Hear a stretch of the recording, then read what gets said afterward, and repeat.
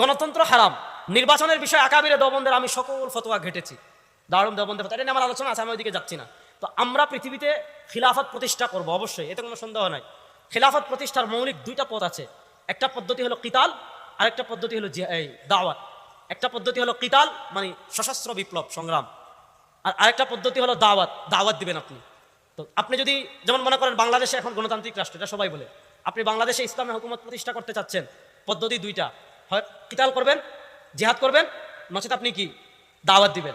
এখন আপনি যদি কিতাল করতে চান, যুদ্ধ করতে চান, ওয়েলকাম, কার সাথে করবেন? আওয়ামী লীগের সাথে, বিএনপির সাথে। তাহলে আপনি আগে ফতোয়া দেন আওয়ামী লীগের এরা কাফের, বিএনপির এরা কাফের। তো আপনি আওয়ামী লীগ বিএনপিকে তাকফির না করে খালি আলেমদেরকে তাকফির করেন কেন? নির্বাচন তো খালি আলেমরা করে না, আওয়ামী লীগরা করে না, বিএনপি করে না। তো আপনি আগে বলেন, আপনি তো মূল জিহাদ হবে তো আওয়ামী লীগের সাথে, বিএনপির সাথে। আপনি ফতোয়া দেন যে শেখ হাসিনা কাফের, আপনি ফতোয়া দেন খালেদা জিয়া কাফের, আপনি ফতোয়া দেন ওবায়দুল কাদের তার কাফের, তারপরে দিন দেখেন বাংলাদেশ থাকতে পারেন কিনা। তো এই কথায় সবাই একমত যে বাংলাদেশ এখন আপনি কিতাল করতে পারবেন না, কারণ কিতাল করতে হলে আপনার আমির লাগবে, এক নম্বর, আমাদের কোনো আমির নাই। দুই নম্বর, কিতাল করতে হলে আপনার সামর্থ্য লাগবে, আমাদের সামর্থ্য আছে? আমাদের কার কি আছে? আমরা তো মনে করেন নারায়ে তাকবীর, মাধবদী মুড়ে সবাই চলে যাব, পুরা একদিনে ইসলাম কায়েম করে ফেলবো। যখন পুলিশ 10টা টিয়ার সেল মারবে, পরের 1 মাস আর কাউকে কোনো খবর পাওয়া যাবে না।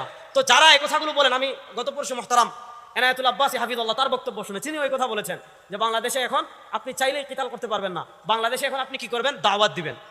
দাওয়াত মানে ইসলামী ইমারত প্রতিষ্ঠার জন্য, ইমারত প্রতিষ্ঠার মৌলিক যে বিষয়গুলো আছে, দাওয়াত, এর ভিতর একটা কনসেপ্ট হলো দাওয়াত। দাওয়াতের কাজ, যেমন আমি এখানে এসেছি, দাওয়াতের কাজ করেছি। আমাদের আরিফ বিন হাবিব হাফিজুল্লাহ তিনি এসেছেন, দাওয়াতের কাজ করেছেন, তিনিও দাওয়াতের কাজ করবেন। দেখেন আমি এসেছি ঢাকা থেকে।